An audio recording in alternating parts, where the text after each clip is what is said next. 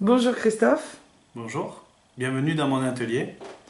Donc, nous sommes ensemble aujourd'hui pour que vous nous parliez d'Eragdorn, l'aventure intemporelle, qui est votre quatrième livre, la suite de votre livre Voyage, paru en 2013.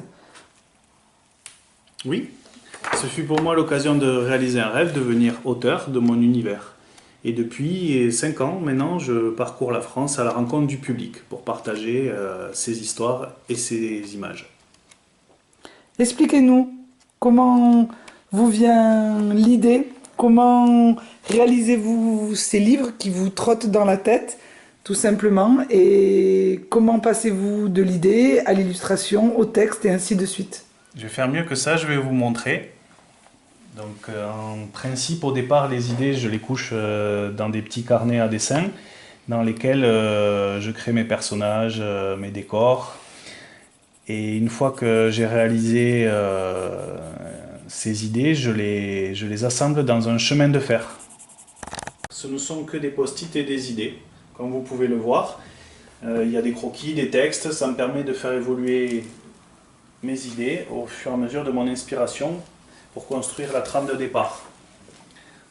Et au départ, justement, il y avait 3 livres prévus. Donc le codex, qui était le troisième, qui servait à faire évoluer le personnage dans une civilisation. Et en discutant avec mes amis et en leur soumettant mes idées, je me suis rendu compte que j'allais faire que 2 livres. Et il y aura 128 pages, le double de Voyage. Par rapport au tome 1, il y a une plus grande part de narration. L'idée est de chercher l'équilibre entre ce que racontent les images et le texte.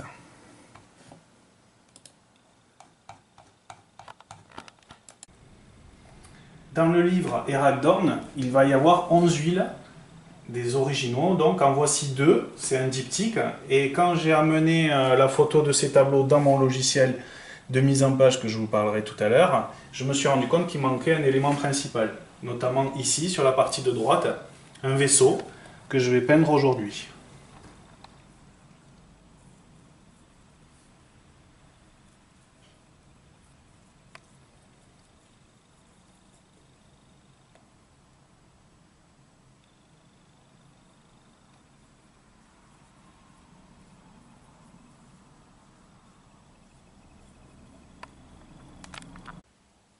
Il y a aussi 14 aquarelles pour illustrer ce livre, dont voici quelques-unes.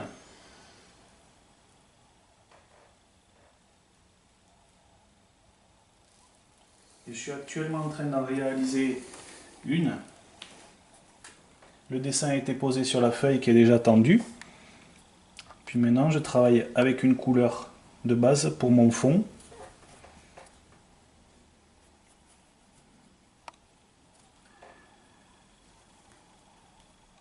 Le dessin est important à ce stade pour séparer les zones de couleur avant de réaliser les dégradés et les détails.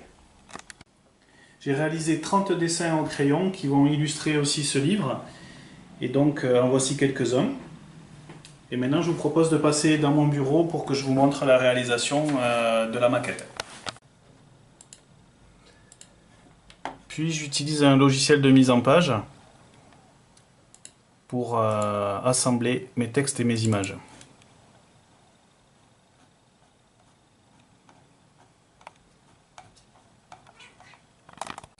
Pour finir, j'envoie mon fichier en relecture à une amie, professeure de littérature à la retraite, et ensuite je cale mon agenda avec l'imprimeur pour que fin avril, le livre parte à l'impression, et donc début mai, ceux qui ont déjà précommandé le livre le recevront en avant-première, et les autres, je leur donne rendez-vous sur les salons auxquels je participe tout au long de l'année, et sinon dans ma boutique en ligne, ou alors à mon atelier d'art à Florence.